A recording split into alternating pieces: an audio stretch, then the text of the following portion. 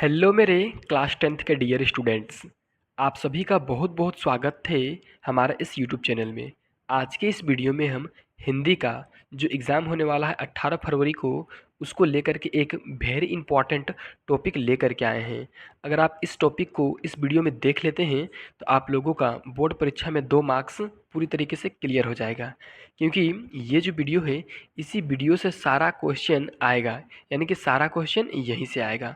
कहने का मतलब सारा क्वेश्चन आए ना आए, ये जो अभी हम बताने वाले हैं ट्रिक्स एंड टिप्स, इस ट्रिक्स एंड टिप्स से सारा का सारा क्वेश्चन आप लोग सॉल्व कर सकते हैं। ठीक है, देखिए यहाँ पर टॉपिक का नाम क्या है, अवयव यानी कि अविकारी शब्द। ठीक है, टॉपिक क्या है, अवयव। इस वीडियो में अवयव पढ़ेंगे और वो भी पूरा ट्रिक से, वो भी पूरा तौर तरीका से, जिससे आप लोगों को समझ में आ जाए। तो देरी न करते हुए चलिए वीडियो को शुरू करते हैं।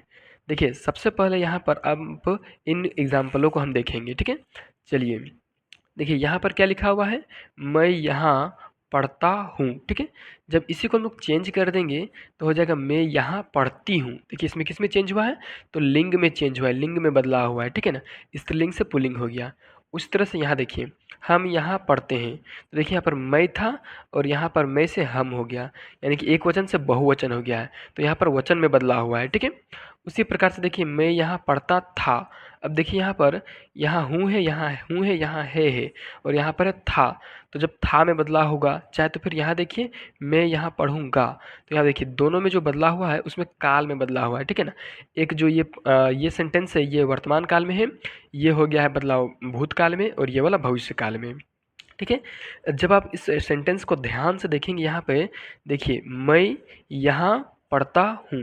देखिए दूसरा सेंटेंस में मैं बदल के हम हुआ है, उसके बाद तीसरा सेंटेंस में देखिए पढ़ता बदल के जैसे दूसरा सेंटेंस में ये देखिए मैं बदल के यहाँ पढ़ता का पढ़ती हुआ है। ठीक है, और यहाँ मैं बदल के हम हुआ दूसरा सेंटेंस में। ठीक है, तीसरा सेंटेंस में देखिए मैं भी वही है, यहाँ भी है, अब पढ़ता भी है, लेकिन यहाँ पर जो ये हूँ है ये था हो गया। ठीक है, तो यहाँ पर देखिए तीन चीज़ बदला है, मैं भी बदला है, पढ़ता भी बदला है, और हूँ भी बदला है।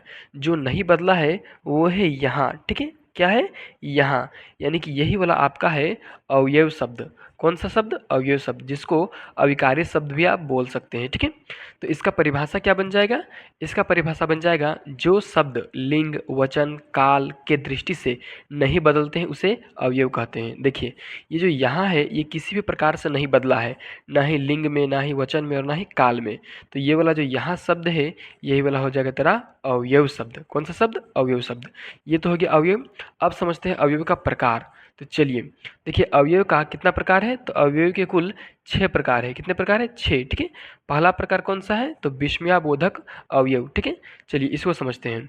विस्मयाबोधक अवयव हम लोग किसको बोलेंगे, उसमें क्या रहेगा, वाह रहेगा, ओह रहेगा, अरे रहेगा, हाय रहेगा, छी रहेगा, और भी आदि कुछ रह सकता है। ठीक है ना, इसको बोलते हैं हम लोग विस्मयादि बोधक अवयव। ठीक है, एग्जाम्पल देखिए, वाह कितना सुंदर फूल है। ठीक है, देखिए वाह कितना सुंदर फूल है, यहाँ क्या वाह का प्रयोग हुआ है। फिर छी कितनी गंदगी है, तो यहाँ पर छी का प्रयोग हुआ है। उसी पर देखिए ओह वह मर गया, ओह वह मर गया। देखिए वह छी ओह ये सब शब्द जहाँ पर आएगा वो वाला रहेगा विस्मयादि बोधक अवयव। और सबसे आसान ट्रिक इसका समझने का है, इसमें इस शब्द के बाद हमेशा विस्मयादि बोधक चिन्ह मिलेगा, ये वाला चिन्ह मिलेगा, यहाँ पर आप देख सकते हैं। ठीक है, उसी को हम लोग विस्मयादि बोधक अवयव बोलेंगे। तो इसको तो आप आसानी से पहचान सकते हैं, सबसे आसान यही है पहचानने में। चलिए फिर देखिए दूसरा है निपात अवयव। ठीक है ना, निपात अवयव किसको बोलेंगे, तो जिसमें क्या लगा रहेगा, ही, भी, मात्र, केवल, तक, सिर्फ आदि, ये सब जब रहेगा तो उसको हम लोग बोलेंगे निपात अवयव। ठीक है, एग्जाम्पल देखिए, सुरेश ही रो रहा है। देखिए साथ ही साथ आप लोगों को यहाँ पर यह समझना है कि जो भी सेंटेंस दिया रहेगा उसमें विशेष प्रकार के बल भरते हो, मतलब विशेष प्रकार का बल लगेगा। क्या लगेगा, बल। देखिए सुरेश ही रो रहा है, सुरेश छोड़कर दूसरा कोई नहीं लग रहा है, सॉरी नहीं रो रहा है। ठीक है, तो ही जो शब्द है वो सुरेश के ऊपर बल लगा रहा है। ठीक है ना, तो जहाँ पर भी ऐसा बल लगाते हुए इस सब के अलावा और भी शब्द मिल जाए वो वाला रहेगा आपका निपात अवयव। ठीक है, यहाँ पर आप देख सकते हैं, लेकिन सामान्यतः यही वर्ड आपको देखने के लिए मिलेगा। मेरे पास मात्र 10 रुपये, देखिए यहाँ पर मात्र लगा हुआ है। ठीक है, और मेरे पास मात्र 10 रुपये, मतलब वो किस चीज़ को बल लगा रहा है, किस पर, तो 10 रुपये पर बल लगा रहा है कि मेरे पास 10 रुपये ही है और ज़्यादा नहीं है। फिर देखिए क्या है, उन्हें बच्चे भी जानते हैं, उन्हें मान के चलिए महात्मा गांधी को बच्चे भी जानते हैं, यहाँ पर कोई भी दे सकता है, किसी भी चीज़ से दे सकता है। उन्हें बच्चे भी जानते हैं, तो उन्हें क्या जानते हैं, बच्चे भी जानते हैं, यहाँ पर भी लगा हुआ है। तो देखिए यहाँ पर उन्हें पर ये बल लगा रहा है कि नहीं, कि उन्हें सब कोई जानता है, बच्चे भी जानते हैं, ठीक है। तो इस प्रकार का जब ही रहेगा तो वो निपात अवयव रहेगा, ठीक है। अब देखिए एक सेंटेंस है यहाँ पर, हाय, ठीक है। हाय राम तो स्कूल गया, यहाँ पर दो अवयव है, एक है हाय और दूसरा आप बताइए कौन सा है, और हाय भी कौन अवयव है और दूसरा जो शब्द है वो भी कौन अवयव है आपको बताना है, ठीक है। चलिए हम तीसरा देखते हैं। चलिए तीसरा कौन सा अवयव है, तो समुच्च बोधक अवयव, ठीक है ना। समुच्च बोधक अवयव हम लोग किसको बोलेंगे, जिसमें दो वाक्यों या शब्दों को जोड़ने वाला शब्द हो। देखिए ऐसा शब्द जो दो वाक्य को या तो फिर दो शब्द को एक साथ जोड़ दे रहा हो, उसको हम लोग बोलते हैं समुच्च बोधक अवयव, ठीक है ना। चलिए इसका एग्जाम्पल देखते हैं। क्या है, राम खेल रहा है और श्याम पढ़ रहा है। देखिए यहाँ पर जो और है वो क्या कर रहा है, सब वाक्य को जोड़ रहा है एक साथ। तो ये और जो हो जाएगा, ये हो जाएगा आप लोगों का समुच्च बोधक अवयव, ठीक है। जब भी दो वाक्य एक साथ जुड़ते हो और जिस वर्ड से जुड़ते हो उसी को हम लोग बोलते हैं समुच्च बोधक अवयव। ये वर्ड समुच्च बोधक अवयव है, ठीक है।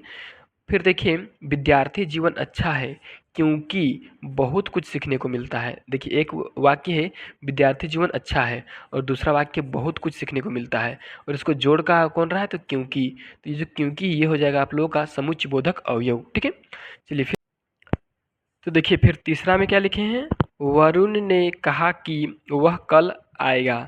देखिए यहाँ पर दो सेंटेंस है, वरुण ने कहा और यहाँ वह कल आएगा। ये जो की है, की तरह आपका क्या हो जाएगा, समुच्च बोधक अवयव, ठीक है। ये जो शब्द है ये दो शब्दों को दो वाक्यों को जोड़ रहा है यहाँ पे। चलिए अगला अवयव का प्रकार देखते हैं, चौथा नंबर, जो कि है संबंध बोधक। जैसा कि इसका नाम है संबंध बोधक, वैसा इसका काम नहीं है, ठीक है ना। काम है नहीं, काम नहीं है, वैसा आपका इसका काम नहीं है। देखिए संबंध बोधक बोधक में आपको क्या क्या मिलेगा, के बाद, के नीचे, के ऊपर, के दाएं, के बाएं, की ओर लगा रहता है। ये सब चीज़ जब लगा रहेगा तो उसको हम लोग बोलेंगे संबंध बोधक अवयव, ठीक है। चलिए इसका एग्जाम्पल देख लेते हैं। एग्जाम्पल देखिए, सेना युद्ध क्षेत्र की ओर आगे बढ़ी। देखिए की ओर लगा हुआ है, ठीक है ना। अभी बोले थे हम की ओर रहेगा, ठीक है, ऊपर में ही। उसके बाद फिर दूसरा एग्जाम्पल देखिए, वह दीवार के ऊपर बैठता है। के ऊपर क्या है यहाँ पे, तो अवयव है, संबंध बोधक अवयव, ठीक है। फिर जंगल के है वो यहाँ, ठीक है ना। जंगल के पीछे नदी बहती है, तो यहाँ पर के पीछे है, ठीक है ना। जब भी ऐसा लगा रहे के पीछे, के आगे, के नीचे, के ऊपर, के दाएं, के बाएं, तो ये आपको समझ जाना है कि संबंध बोधक अवयव है ये वाला, ठीक है। कौन सा अवयव है, संबंध बोधक अवयव। चलिए यहाँ तक तो आप देख लीजिए। चलिए अब लास्ट देखते हैं, पांचवा नंबर, ठीक है ना। कितना नंबर है, पांचवा। देखिए पांचवा नंबर में क्या कह रहा है यहाँ पे, तो क्रिया विशेषण अवयव। देखिए जैसा इसका नाम है वैसा इसका काम भी है, क्रिया का विशेषता बताएगा। लिखे भी हैं, क्रिया की विशेषता बताई जाएगी, तो आप समझ जाएंगे कि यहाँ पर क्रिया विशेषण अवयव लगा हुआ है। जैसे कि इसका उदाहरण देख लीजिए यहाँ पे। उदाहरण क्या है, राहुल धीरे धीरे चल रहा है, ठीक है। राहुल क्या हो रहा है, धीरे धीरे चल रहा है। तो राहुल जो यहाँ है ये है कर्ता, और ये चल रहा है क्या है, तो ये कार्य है, क्रिया है, ठीक है ना। और इस क्रिया का विशेषता कौन बता रहा है, तो धीरे धीरे, ठीक है ना। ये धीरे धीरे क्या है, क्रिया विशेषण है। क्या है, क्रिया विशेषण, मतलब क्रिया, क्रिया मतलब चल रहा है, और इसका विशेषता कौन बता रहा है, तो धीरे धीरे। तो ये जाएगा क्रिया विशेषण, ठीक है। तो ये जो है क्रिया विशेषण अवयव हो जाएगा।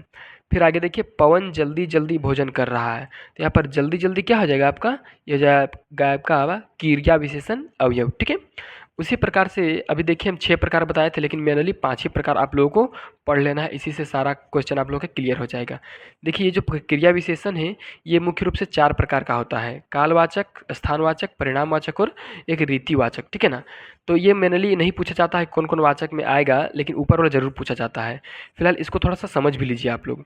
देखिए जब भी कालवाचक रहेगा तो काल का बात करेगा, समय का। जैसे मैं अभी आया हूँ, तो ये अभी क्या है, ये अभी आपका क्रिया विशेषण अवयव है। फिर देखिए स्थानवाचक में जगह का बात करेगा, तुम ऊपर जाओ, ठीक है ना। ऊपर क्या है, स्थान है। फिर उसका देखिए परिणामवाचक, परिणामवाचक में मापतोल का बात करेगा, जैसे मोहन कम खाता है, ठीक है ना, ये परिणामवाचक हो गया। उसी प्रकार से रीतिवाचक में क्या, प्रकार या ढंग बताएगा, जैसे रोहन ध्यान से चलता है, ध्यान से मतलब अच्छा से चलता है, ठीक है। तो इस तरह से यहाँ पर हम आप लोगों को अवयव का पूरा अच्छे से समझाए हैं सारा कुछ। अगर आप लोगों को ये वीडियो अच्छा लगा है तो सबसे पहले आप वीडियो को लाइक कर दीजिए और चैनल को सब्सक्राइब कर दीजिए। साथ ही साथ इस वीडियो को अपने दोस्तों के साथ शेयर कर दीजिए।